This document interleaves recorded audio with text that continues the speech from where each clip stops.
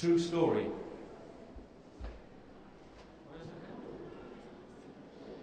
This next song is called Fires of Hell. It's all about a sailor. After a night.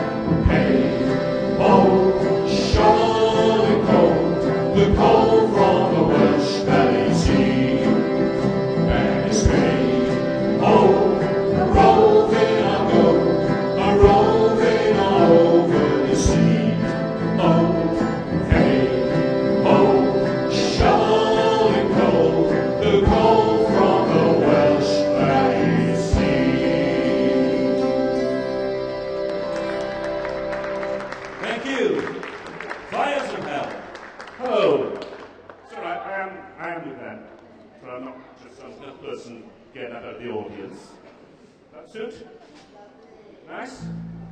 Well, we're in Millennium centre now. We got a big effort to like not mention any names.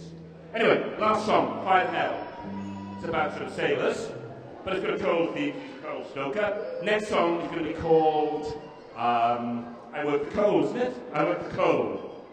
And we'll have a little bit of an interlude in between, a little bit of storytelling. I just want to tell you that first, we do a little bit of storytelling as well. And the interlude between the coal stoker and I work the coal is also about coal. And it starts, and it's called I Like Canaries. I do. You would. They're the miner's friend. Their cheerful song illuminates the darkness of our days. This absence heralds the presence of that insidious peril beneath their glass in the Cymru's retort. Canaries are yes. Strong words. Sometimes, canaries don't sing because they're having a laugh. Then you get a bunch of coal-scarred miners are running up the tunnel screaming like girls, all because the canaries are having an off day. You're new to Millennium. New? I've been down the hole now 6 years, man. You were not born and bred to the life. My dad was one, eh? Come up from Cornwall with a tin run out. Only they used to say, coal miners are as easy. Some of them are sneaking the pasties. I don't know, maybe he was like mines. Didn't stop the mad bugger dying before his time and coffee and blood. Well, as we say in. Only said in. Oh, that's not right. You ever been down the hole when the coal gas catches? 1 minute. Cool, safe, damp, dark. The next light so bright it burns one's eyes out. It's the air. With nothing but smoke for man's lungs to chew on. And that's just a baby blow. And a big one comes. It wakes the mountain. And she comes a courting with a kiss of death and 1,000,000 tons of rock for a dowry. And pity any poor, splashed, broken bastard left alive and alone and a dying and a crying in the dark for his mum. Only say, I've never been down the mine myself. Closest I ever got to undergo is down a rock. Those days are gone. The Taff River outside doesn't run up coldest anymore. But people still remember. My little worst granny used to say to me, it's good enough for us to look back. But you learn the lessons you will far away. Not all giants are true.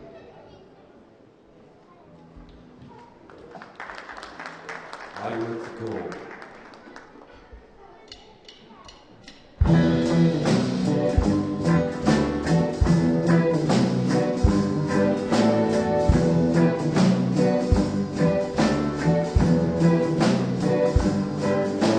Going down to Cardiff docks, watch the boat sail in and out, see my gold get loaded on cargo ships or seaward bound, foreign countries I never see.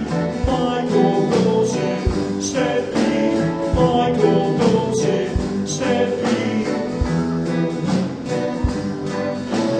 I work the gold, makes their engines steam.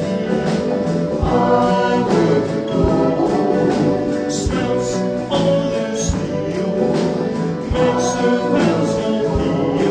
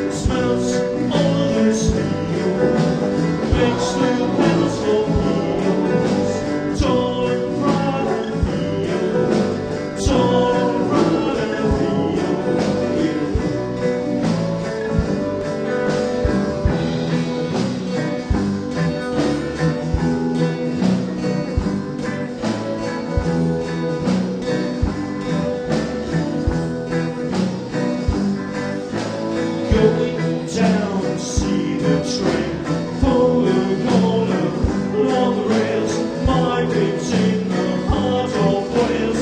Ironworks for making jails, bars of steel and bolts and nails. Fills my heart, it fails. Fills my heart, it fails. I will go, makes their engines steam. I will go, smelts all the steel, makes them pencil heels.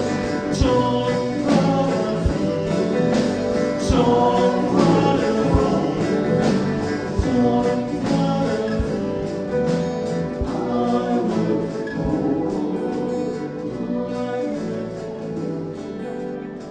I will go.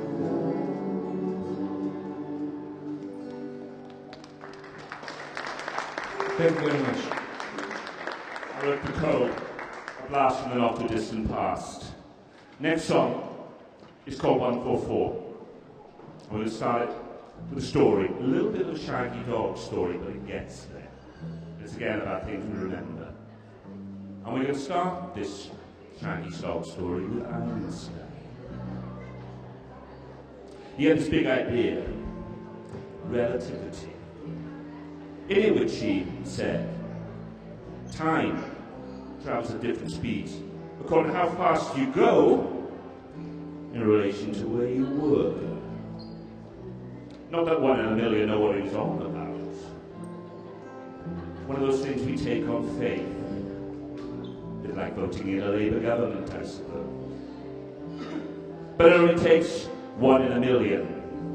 And a few years down the line, the great and the good, in the interest of the greater good and world peace, got a bunch of them together.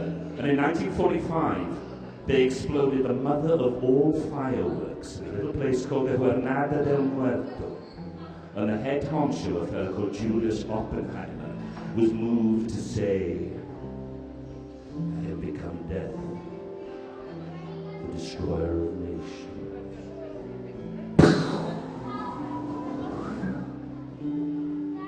All things bright and beautiful, cause and effect. A butterfly's wings stirring the air in New York, setting up a chain of events and consequences that lead inexorably to a hurricane in New York. Only a matter of time. Little children, they understand relativity.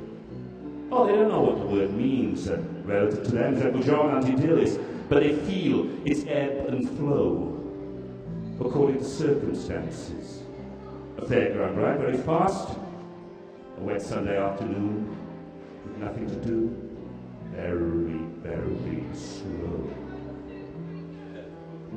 Time often passed very slowly in Wales when I was a child. It always seemed to be going faster somewhere else. Nothing ever seemed to happen. I remember I used to watch the 6 o'clock news with my father. Well, that's not quite true. I used to endure the 6 o'clock news with my father, waiting for Batman and Robin, the series. The wholesome tale of an older philanthropist, Bruce Wayne, and his eager young ward, Dick Grayson, fighting crime in masks and capes and tights, with Aunt Harriet's big knickers on the outside. Aunt Harriet was cut from the film, pity. All good, clean fun, we told ourselves. I remember there was a war going on in a place called Biafra at the time. The cause? Abundant natural resources. The effect? Well, people didn't have time to plant any crops. So we were told that they ended up with nothing but rats to eat. That was if they were still strong enough to catch them. Now, I've always been scared of rats myself, but they do say hunger is the best sauce.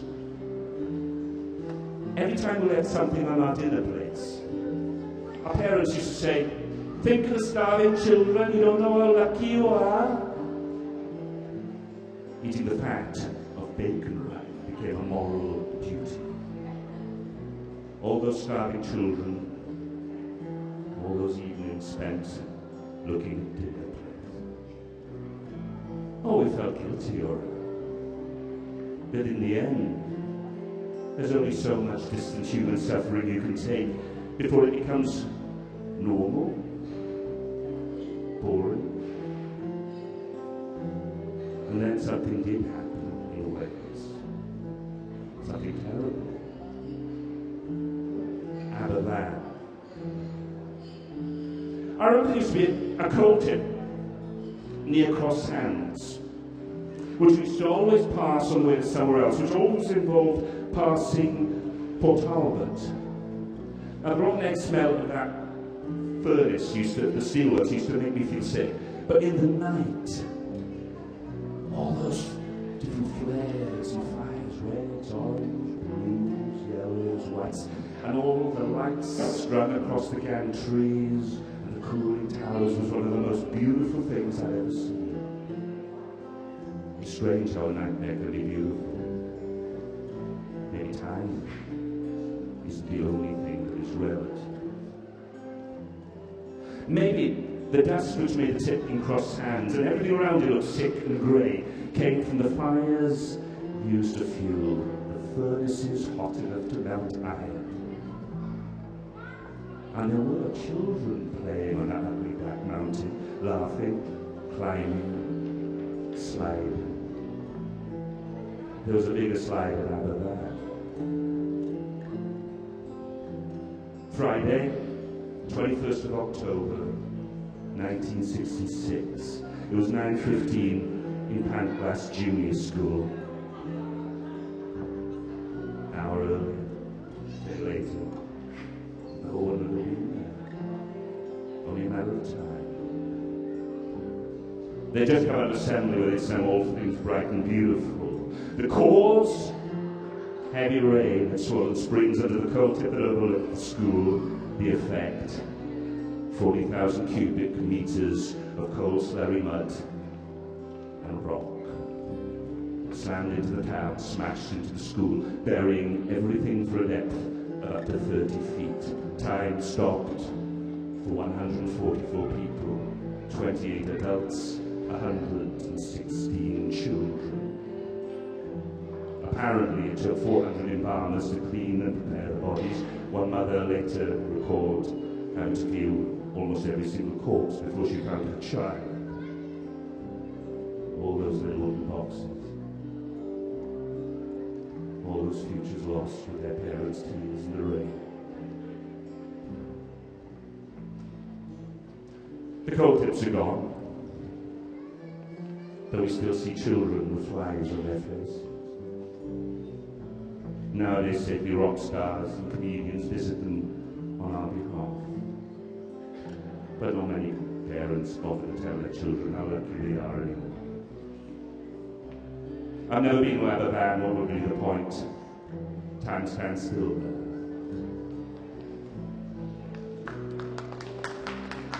This is 144 remembered.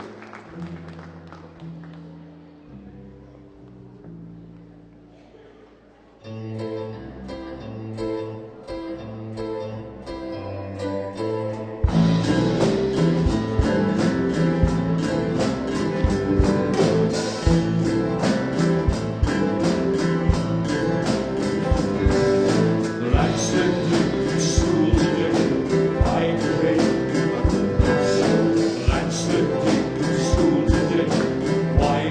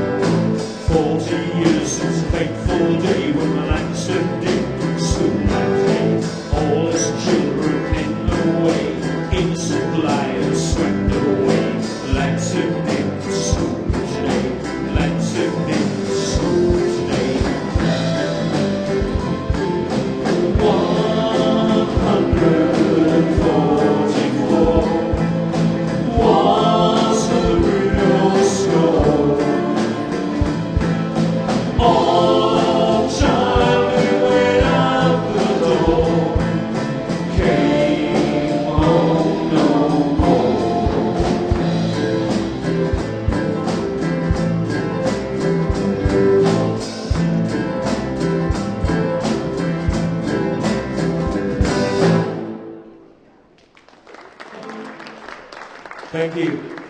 What 4-4 remember? In Newquay town where the sailors dwell, squats a road guards the red blood gates of hell, where the women wail and the orphans moan for the husbands lost. The sea god's throne, where the angels dance to the devil's beat, for the horsemen who ride to Widow Street.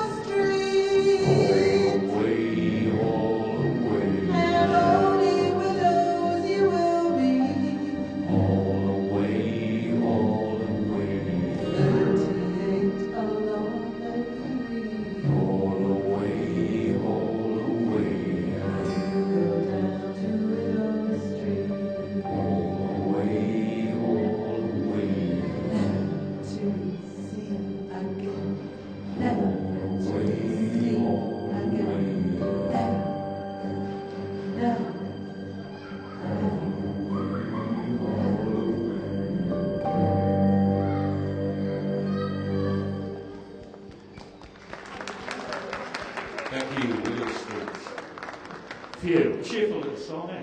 Yeah, I actually have dreams with that song going through it. My dream time is not a fun place to be. Can you imagine that all night? Especially the wind we've been having recently. Anyway, I promise you, the next song, we're on the up. It's a little bit more cheerful. A little bit more cheerful. We've been through the hard bit, the eye of the storm. It's sunny out, and we're going to have a bit more of a sunny song next. So, and this one, the theme is centered around a 4-letter word. Sorry, I know it's a Sunday afternoon, Lord's Day and all that, but it's a 4-letter word, and it's love. Oh. Love, ladies and gentlemen. Love of friends and family and people. Love of home and place. Love of daft dogs and the smell of puppies. Love of chips and newspapers and cockles seasoned with vinegar and pepper and warm bread and salted Pembroke butter. and hot custard on top of a blackberry tart. Love that walks along the seashore, and 40 winks after a hard day, or maybe a good meal. It's called Mileniwm, as said, and we hope you enjoy it.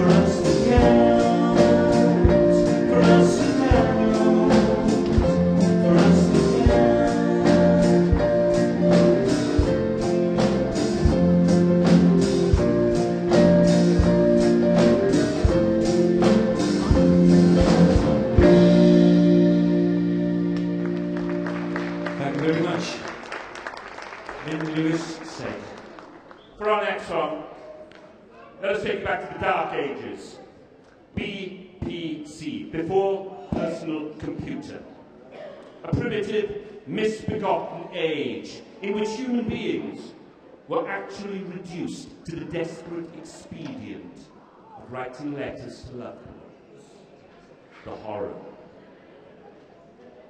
This song centres around a letter of Dylan Thomas's to his wife, Caitlin, and starts with a short poem.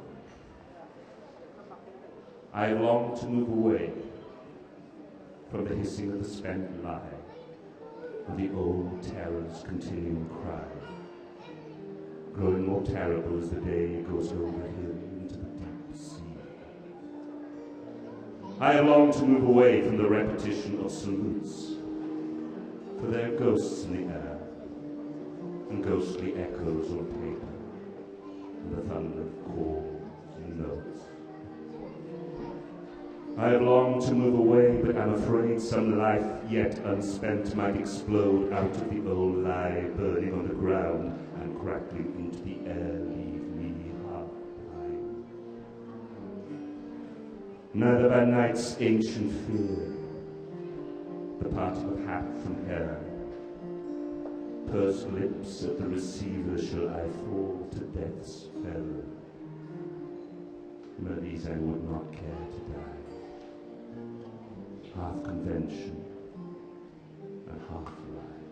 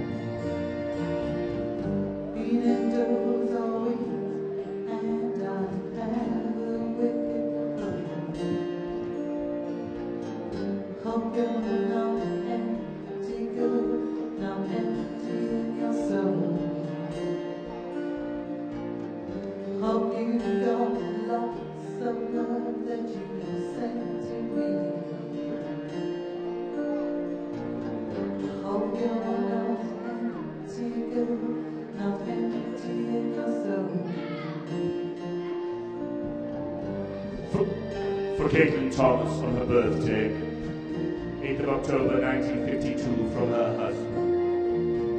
Caitlin, I love you and I always will. I love you in Brown's Hotel, the Cross House, St John's Hill, London, New York, bed, in any place at any time, now then lie dead. This is all I have to say to you on your birthday, my Caitlin. As sure as death is sure, so is my love for you, everlasting.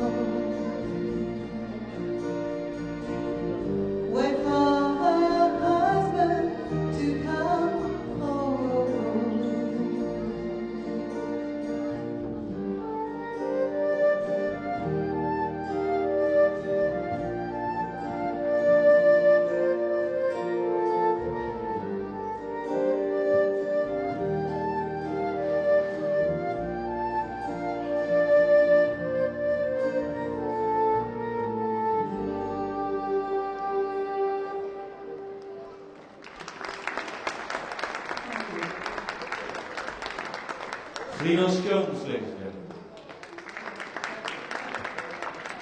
They say, and don't ask me who they are, because I haven't a clue. They say, the man, whoever, that once upon a time, there was a golden age in which everybody knew their place and word. God was in his heaven, Queen Victoria on her throne, and everybody else in a Dickens novel. I think you get the picture. In this gentle time, a genteel couple, Mr. and Mrs. Severn, took up residence at a place called Brixton Farm in the parish of Larne in West Wales, there to be waited upon by an army of dedicated and watchful natives. And everything in the garden was until the lady of the house mysteriously fell ill and died. Her husband was inconsolable. So much so that after a week or so he took comfort in the companionship of a young servant girl, Rebecca Uphill.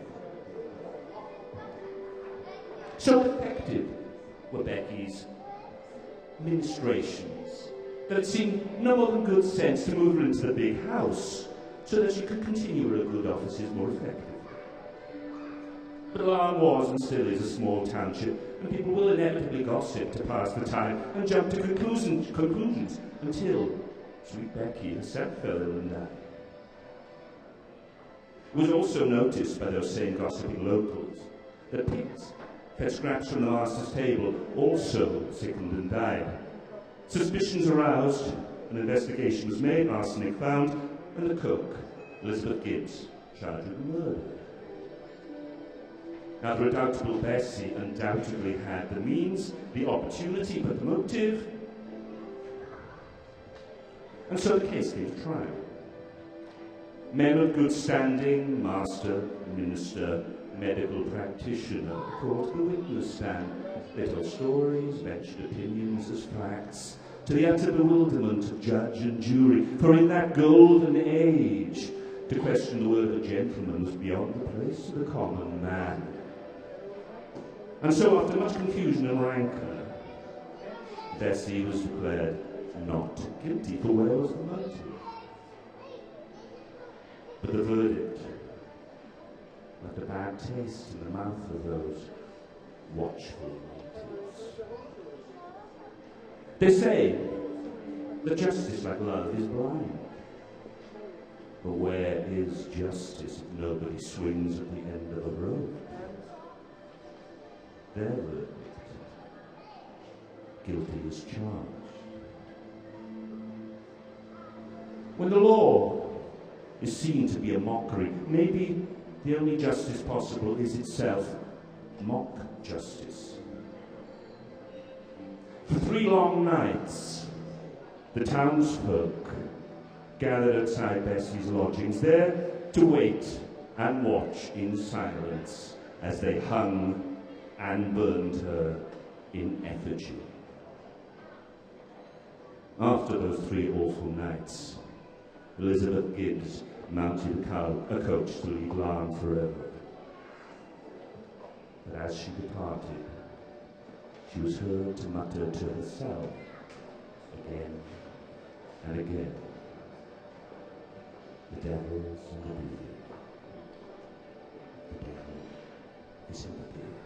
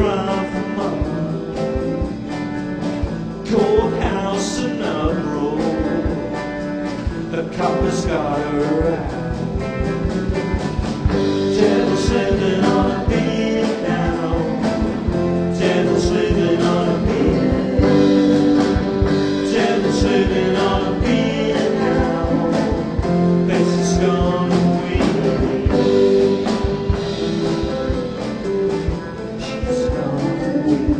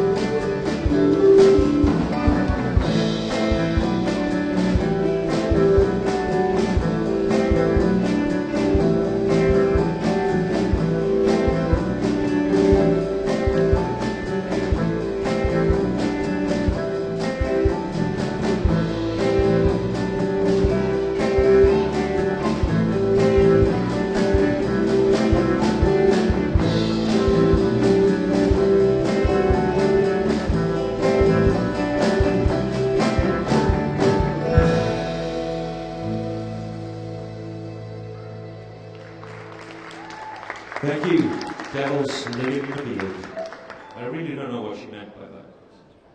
She obviously wasn't quite right in her head. Once in a wee while, someone bounces into this life with a talent that leaves those of you doomed to mediocrity sick with envy. Such a one was Levi Sandbrook, a fisherman of Larne who found his vocation in the cold, lead-hardened steel of a cutthroat razor. It was love at first slice. Like St. Paul on the road to Damascus, there was no turning back, and so Levi set himself on the path of self-improvement. Night after night he practiced, at first on hapless gooseberries and the down of soft, innocent, blushing peaches, and so it is said the screaming nectarine was invented. Later, on the throats of men too drunk to care, and some whispered on the body parts of the unfeeling, unbelieving dead. His talent blossomed like fungus in the dark through the long winter nights to the level of a dark and terrible art until the day Levi Sandbrook stepped forth into the sunlight, his razors sharp and ready for employment. And the word went around, and the legend grew, and the multitude came to watch in utter amazement, to wait in breathless anticipation, to gawk in gobstruck awe. It was rumoured, though never proven, that ladies of good breeding would come in the dead of night to go under the blade so as not to be outdone by the inhuman silky smoothness of their menfolk's baby-like chins, so that they too might experience the mesmerising magic of Levi's 50 dancing blades. 50 was the number it took to assuage Levi's awesome talents. 50 razors dancing joyfully in the sun. 50 razors glimmering in the glow of 1,000 candles. 50 hungry, open, cutthroat razors.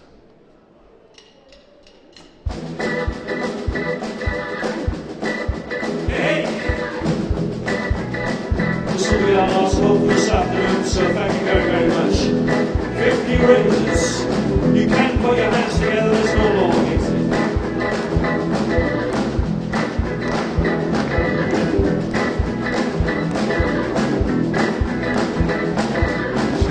Levi Sandbrook, fisher on the lawn, dwelling in a cottage on the rocks, known as Ferryman. The tired mariner Levi was occupation in folks, was constable of Marlon, circle for Jimbo. 50 razors on a sail, 50 razors sold in jail, 50 razors for all maids, 50 razors choose all cheese. 50 razors on a sale, 50 razors sold in jail, 50 razors for all maids, 50 razors choose your cheese. Choose your cheese.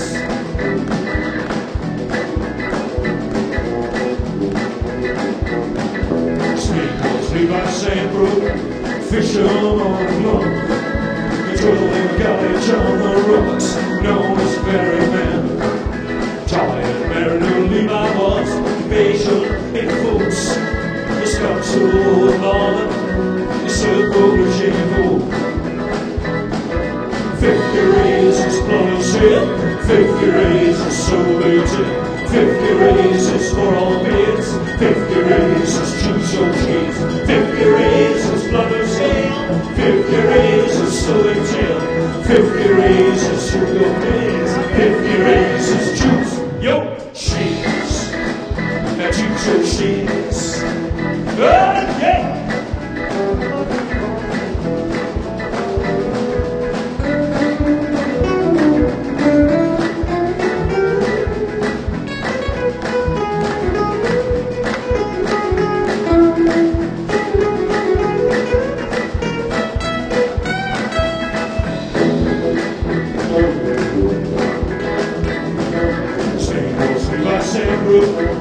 Fisher on the block, trolling cottage on the rocks, known as Ferryman. Tired mariner Levi was occupation in folks, the Scots of old barbecue, drove on for Jimbo. 50 razors on the sail, 50 razors sold in jail, 50 razors for all maids, 50 razors choose your cheese, 50 razors on a sail, 50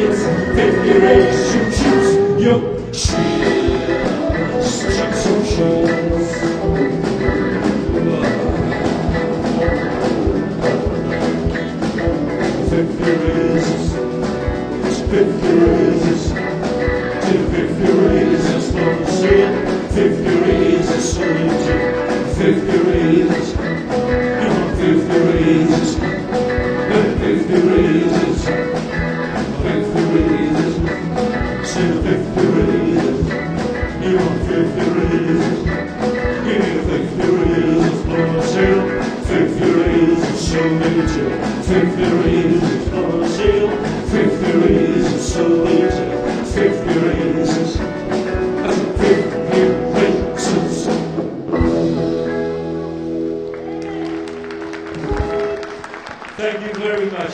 Thank you. We've been the Shamoncies. You've been the audience. Thank you. Thank you very much. Thank you.